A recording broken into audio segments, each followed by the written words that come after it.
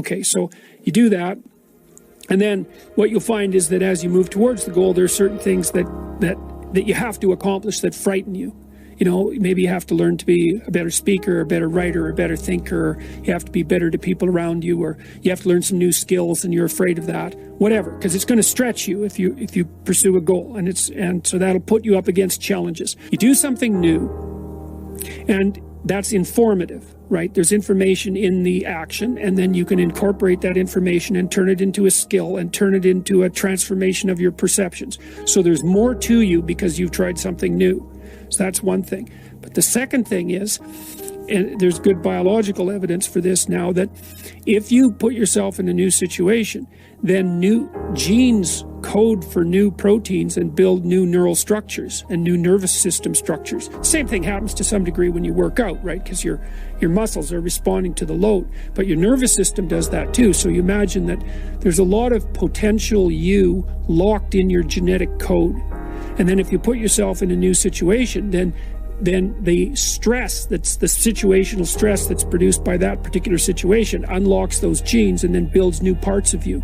And so that's very cool, because who knows how much there is locked inside of you. Okay, so now here's the idea. So let's assume that scales as you take on heavier and heavier loads. That more and more of you get more and more informed because you're doing more and more difficult things, but more and more of you gets unlocked. Passion is not an input. Passion is an output.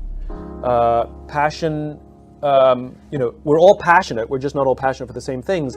And we will feel what we call passion when we are involved in something that is deeply personal to us, that is helping us advance some higher purpose or cause.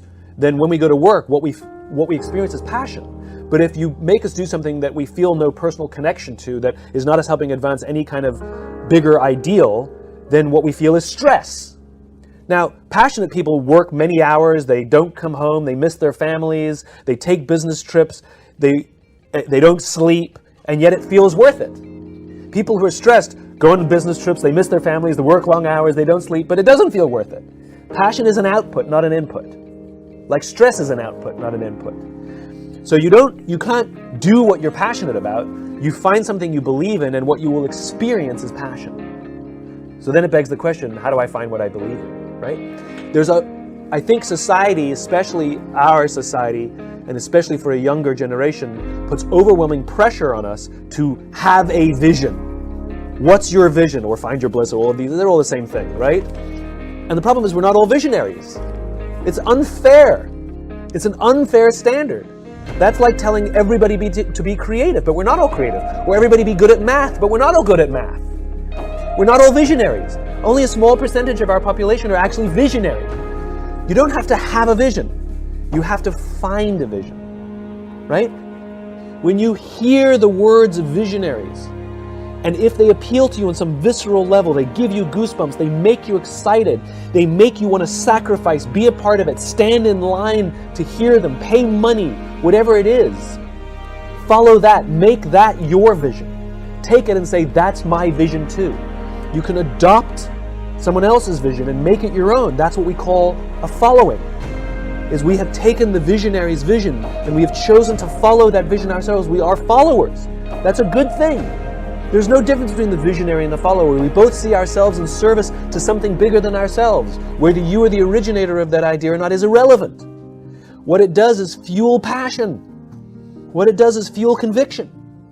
So we don't have to have a vision, but we do have to find one. And so read books, watch TED Talks, read articles, be in life. Watch videos, go out, seek, find, listen to leaders, corporate, political, whoever. And when something resonates with you, even if you don't know why, that then you can adopt. And you can take it upon yourself to use your own talents, your own gifts to help advance whatever that cause is. Right? So I have a cause. I have a crystal clear vision of the world I want to live in. I imagine a world in which the vast majority of people wake up every single morning inspired, feel safe at work, and return home fulfilled at the end of the day. The gift that I have committed to help advance that cause is the ability to put some of these ideas into words that other people can relate to. The Because when you lose sight or belief in yourself, we're done for. I use the definition of self-confidence to be the ability or the belief to believe in yourself to accomplish any task, no matter the odds, no matter the difficulty, no matter the adversity. The belief that you can accomplish it. Self-confidence. Repetition, repetition, repetition. The problem is we expect to be self-confident, but we can't be unless the skill or the task we're doing is not novel, is not new to us. We want to be in a situation where we've had so much pressure in that, and what I mean, because pressure builds diamonds, we want to be in a situation where, hey, I've done this 1,000 times. I did my speech, and I practiced in front of the mirror. Hey, I'm sounding good. And then I read in front of my kids and my wife. It's like, oh gosh, I got a little nervous. Then I get in front of Glenn Gould. Oh my goodness, I'm a little more nervous. By the time I get to the ACG, where 2,500 people, can't say anymore, right? 2,500 people, where 2,500 people are there, I won't have a single ounce of nervousness because of my ability to practice, right? Over and over and over again. The problem with repetition is, how many of us bail after the first bit of failure? How many of us bail after the first bit of adversity?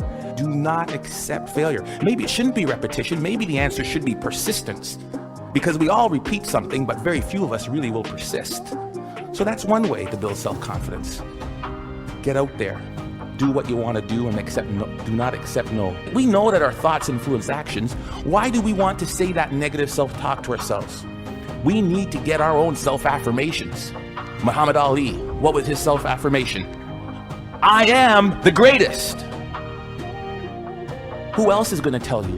There need to be quiet moments in your bedroom, quiet moments when you're brushing your teeth, that we need to reaffirm, I am the captain of my ship and the master of my fate.